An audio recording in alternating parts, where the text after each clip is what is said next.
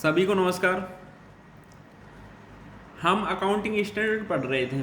ठीक है, हमने अकाउंटिंग स्टैंडर्ड में पढ़ा था भाई, जो हमारी आईसीएआई है उसने अब तक 32 अकाउंटिंग स्टैंडर्ड इशू कर रखे हैं। ठीक है, जिसमें से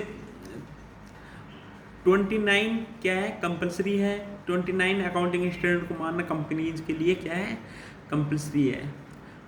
बट उसमें से 2 क्या हो गए, मर्ज हो गए। ठीक है, अब कितने हैं, 27 है। जो प्रेजेंट टाइम में जो इफेक्टिव है 27 है। ठीक है, उनमें से सारे अकाउंटिंग स्टैंडर्ड हमारे सिलेबस में नहीं है। हमारे सिलेबस में केवल 2 ही अकाउंटिंग स्टैंडर्ड है। एक तो AS1 क्या था, डिस्क्लोजर ऑफ अकाउंटिंग पॉलिसी, जो हम पढ़ ही चुके लास्ट क्लास में। ठीक है, और एक है हमारा AS9 रेवेन्यू रिकग्निशन, और आज हम उसी को पढ़ेंगे। AS9 क्या है, revenue recognition. Revenue recognition Hindi में बोलते हैं आगम पहचान। हिंदी में बोलते हैं आगम पहचान। ठीक है, क्या होता है रेवेन्यू? अपन बार बार बात करते हैं रेवेन्यू क्या होता है भाई, रेवेन्यू क्या होता है। हम नॉर्मली सेल्स को ही क्या मान लेते हैं, रेवेन्यू मान लेते हैं, जो कि क्या है, सेल्स तो एक पार्ट है रेवेन्यू का। ठीक है, इस AS में हम वही पढ़ेंगे भाई किन किन चीज़ों को रेवेन्यू मानने, किन को हम रेवेन्यू नहीं मानने। ठीक है, तो सबसे पहले मीनिंग ऑफ रेवेन्यू पढ़ते हैं। Meaning of revenue, meaning of revenue, आगम का अर्थ।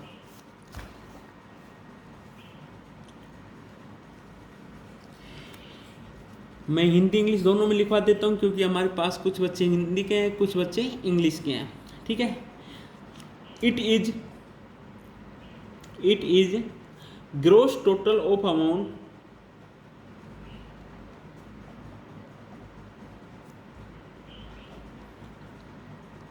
It is gross total of amount receive और रिसीवेबल, रिसीव्ड और रिसीवेबल, रिसीवेबल। ठीक है, हिंदी में कह सकते हैं वह यह प्राप्त या प्राप्त पे कुल राशि है। यह प्राप्त या प्राप्य कुल राशि।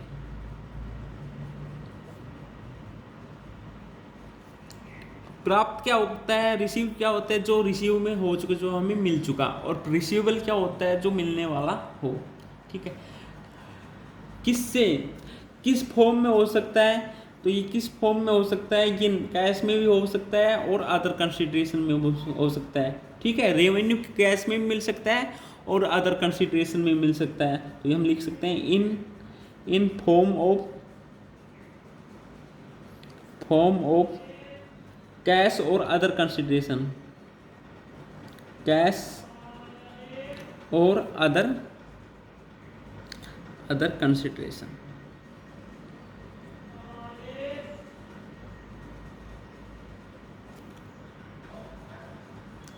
यह कैश में भी मिल सकता है और अदर कंसिडरेशन मिल सकता है। लिख लो हिंदी में, यह नकद में या अन्य रूप में, अन्य रूप में। ठीक है भाई, जो रेवेन्यू है, रेवेन्यू क्या है, वह प्राप्त या प्राप्त होने वाली कुल राशि जो नगद में या अन्य रूप में मिलती हो। ड्यू टू, किससे मिलती हो, ड्यू टू, ये मेन चीज है, ड्यू टू किससे। ठीक है, तीन बातें। एक तो the sale of goods, the sale of goods, माल की बिक्री, ठीक है, माल की बिक्री। द रेंडरिंग ऑफ सर्विस, भाई कुछ बिजनेस ऐसे होते हैं जो गुड्स को क्या करते हैं, सेल करते हैं। कुछ बिजनेस ऐसे होते हैं जो सर्विस रेंडर करते हैं। द रेंडरिंग ऑफ सर्विस, सेवाओं का प्रतिपादन, सेवाओं का प्रतिपादन। ठीक है। तीसरा है the use by other, the use by other of enterprises, of enterprise resources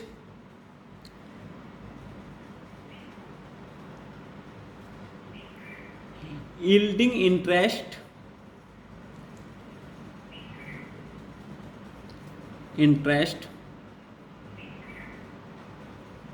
royalties and dividend,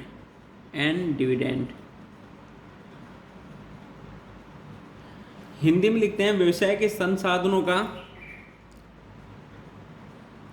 व्यवसाय के संसाधनों का दूसरे पक्षकार के द्वारा उपयोग किए जाने पर, दूसरे पक्षकार द्वारा उपयोग किए जाने पर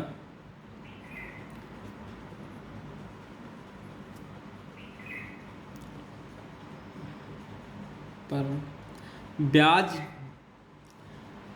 लाभांश, रॉयल्टी को कहते हैं एक आदि के द्वारा आगम, आदि के द्वारा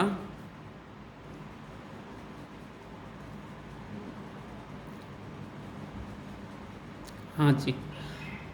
अब इसको समझते हैं क्या होता है रेवेन्यू, क्या होता है।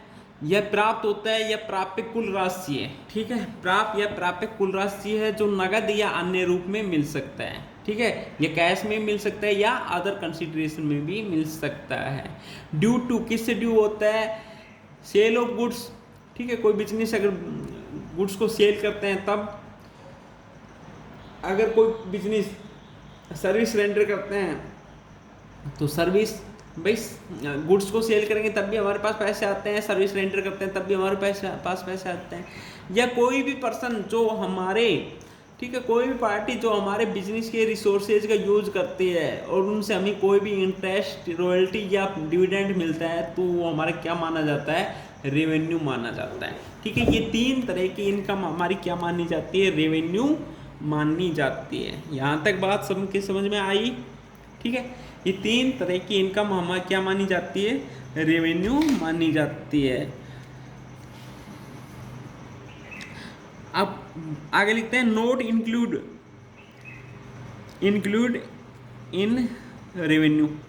किनको रेवेन्यू नहीं माना जाता, जैसे अगर गवर्नमेंट से ग्रांट मिली है, गवर्नमेंट से कोई ग्रांट मिली है तो उसको हम रेवेन्यू नहीं मानते। ठीक है, क्लेम मिला हो, क्लेम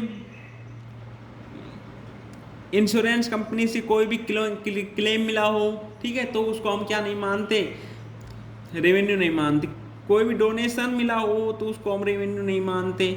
ठीक है, इनको हम क्या नहीं मानते, रेवेन्यू नहीं मानते। रेवेन्यू किनको मानते हैं भाई, गुड्स को सेल करने से, सर्विस को रेंडर करने से और इंटरेस्ट, रॉयल्टी या डिविडेंड मिला हो, इनको हम क्या मानते हैं, रेवेन्यू मानते हैं। यहाँ तक बात सबकी समझ में आई, नहीं आई हो तो मैसेज कर देना।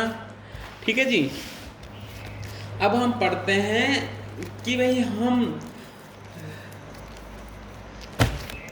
रिकॉग्निशन कैसे करें। रेवेन्यू तो हमने पढ़ लिया, अब बात आती है रिकॉग्निशन, यानी पहचान कब करें रेवेन्यू हो गया या नहीं हुआ। ठीक है, यानी हम रिकॉग्निशन कब करें,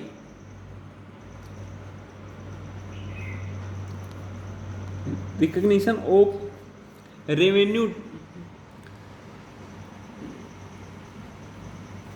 इन डिफरेंट केस। भाई विभिन्न मामलों में हम रेवेन्यू की पहचान कैसे करें, डिफरेंट केस। हाँ जी, तो सबसे पहले हमारा आता है sale of goods. Sale of goods, sale of goods यानी माल का विक्रय। हाँ, हम कब माने कि भाई हमने गुड्स का सेल कर दिया है, हम कब माने, तो कब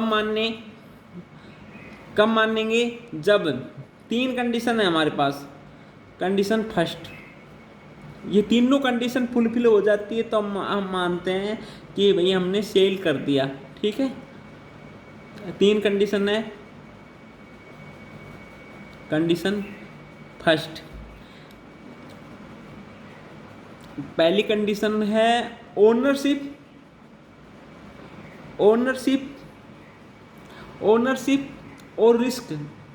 और risk and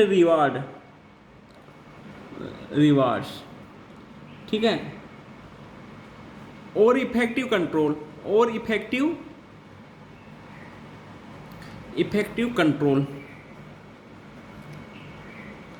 has been transferred. जब ओनरशिप, ठीक है, ओनरशिप या रिस्क एंड रिवॉर्ड या इफेक्टिव जो कंट्रोल होता है वो क्या हो गया हो, ट्रांसफर हो गया हो। ठीक है, ये कंडीशन, ये पहली कंडीशन है। दूसरी कंडीशन सेकंड, भाई सर्टेनिटी हो जानी चाहिए। भाई हमने गुड्स अगर बेचा है तो उसके पैसे आने की क्या हो जानी चाहिए, सर्टेनिटी। भाई पैसे या तो तुरंत आ जाए या थोड़े दिनों में आ जाए, यानी हमें निश्चित हो जाए कि भाई इनके पैसे आ जाएंगे, यानी निश्चितता हो जानी चाहिए। क्या हो जानी चाहिए हमारे पास, निश्चितता हो जानी चाहिए। और तीसरी बात मेजरबिलिटी कह सकते हैं। कंडीशन जो 3 है वो है मेजरबिलिटी।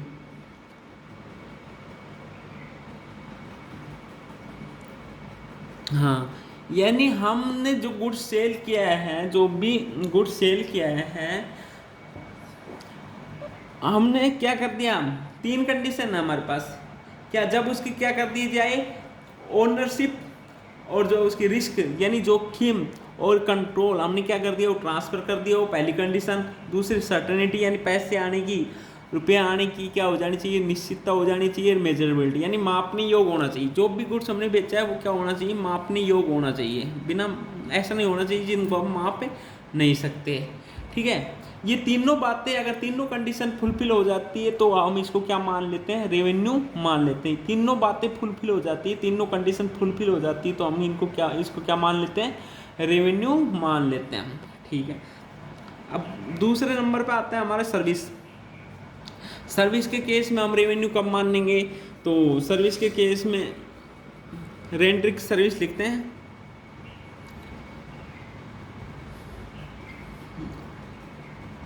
रेंडरिंग सर्विस, तो कंडीशन 3 है, तीनों कंडीशन है। Condition first, service has been rendered, service has been rendered. Service क्या कर दिया हमने, रेंडर कर दिया, यानी सेवाएं प्रदान की जा चुकी हो। दूसरा वो ही है सर्टेनिटी। दूसरी कंडीशन क्या है, सर्टेनिटी यानी निश्चितता। और तीसरी कंडीशन वही है मेजरेबिलिटी।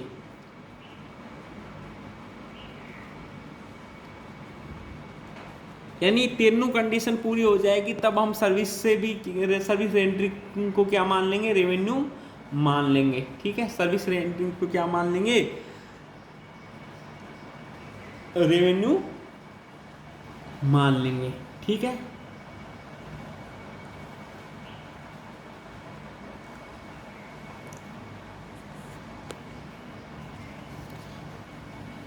तो तीसरी इनकम हम लिख लेते हैं डिविडेंड इनकम को कब मानने, हम रेवेन्यू कब मानने। तो इसमें जो कंडीशन पहली है, कंडीशन फर्स्ट है इसकी, जो है when right to receive, when right to receive to established in AGM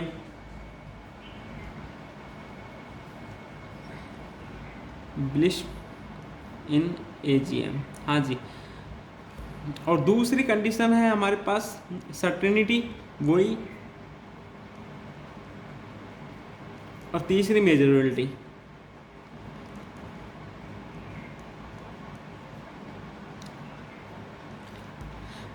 हाँ, तो डिविडेंड इनकम को हम कब रेवेन्यू माने, तो जब भाई एजीएम में जिस कंपनी में हमने शेयर्स परचेज कर रखे हैं उसकी एजीएम ने क्या कर दी हो, घोषणा कर दी हो, ठीक है, डिक्लेरेशन कर दिया हो, पहली कंडीशन। दूसरी सर्टेनिटी, भाई मिलने की क्या हो जाए, डिविडेंड मिलने की एक निश्चितता हो जाए। तीसरी मेजरेबिलिटी यानी मापने योग्य। तीनों कंडीशन फुलफिल हो जाए तो हम डिविडेंड इनकम को क्या मान लेते हैं, रेवेन्यू मान लेते हैं। यहाँ तक बात समझ में आई, कोई प्रॉब्लम नहीं है ना? हाँ जी। चौथी इनकम है हमारे पास इंटरेस्ट की, ठीक है, इंटरेस्ट। तो इंटरेस्ट को कब मानने, इंटरेस्ट या रॉयल्टी सेम बात, रॉयल्टी। हाँ जी, इनको कब मानने, तो कंडीशन पहली है इनकी, कंडीशन जो फर्स्ट है वो है एक्रूल और ड्यू बेसिस, यानी जब वो एक्रू हो जाता है या ड्यू हो जाता है, एक्रू या और ड्यू बेसिस। दूसरी कंडीशन वही है सर्टेनिटी,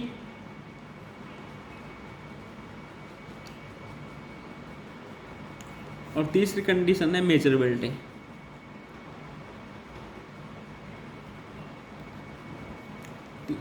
ये तीनों कंडीशन फुलफिल हो जाती है तब हम इंटरेस्ट रॉयल्टी क्या मान लेते हैं, रेवेन्यू मान लेते हैं। एक बार दोबारा से, भाई रेवेन्यू क्या होता है, भाई रेवेन्यू वह मिलने वाली, जो हमें मिलने वाली वह प्राप्त राशि है, ठीक है, कुल राशि है, जो नगद में मिल सकती है या किस में मिल सकती है, अन्य किसी कंसिडरेशन में मिल सकती है। कब मिलती है, माल की बिक्री पर, गुड्स को सेल करने पर, या सर्विस को रेंडर करने पर, या इंटरेस्ट रॉयल्टी और डिविडेंड से, ठीक है। ये तो हो गया रेवेन्यू। अब बात आती है भाई इनकी रिकॉग्निशन कब करें, पहचान कब करें, तो सेल्स की कब करते हैं, जब हमने क्या ओनरशिप और रिस्क या कंट्रोल क्या कर दिया, हमने ट्रांसफ़र कर दिया हो, वो सर्टेनिटी हो और मेजरेबिलिटी हो, ठीक है। सर्विस को करते हैं जब हम सर्विस से रेंडर कर देते हैं, सर्टेनिटी और मेजरेबिलिटी तो सेम है ही।